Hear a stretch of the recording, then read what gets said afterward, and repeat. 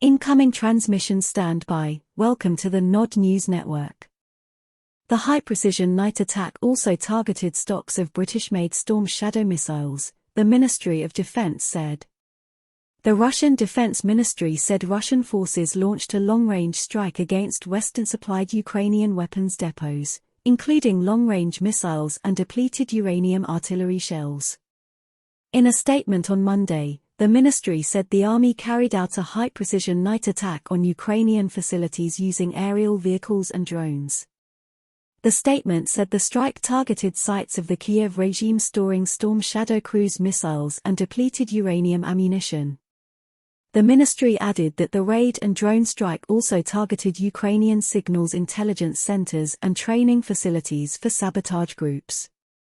The purpose of the strike has been achieved. All facilities are affected, the statement added. Early this morning, Ukrainian authorities reported several explosions in the western Khmelnytsky region, which they said damaged a production facility.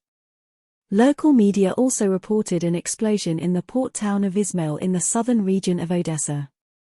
According to local officials, Ukraine received Storm Shadow missiles, with a range of more than 250 kilometers, from Britain earlier this year and has used them to attack civilian targets as well as infrastructure on the peninsula, Russia's Crimea Island and in Donbass. The decision to equip Kiev with depleted uranium artillery shells was made by both the UK and the US. This type of ammunition has high armor-piercing ability, designed for use on British-made Challenger tanks and American-designed M1 Abrams tanks. Russia has condemned the supply of depleted uranium ammunition, saying their use poses serious risks to the health of its population and could lead to an escalation of conflict.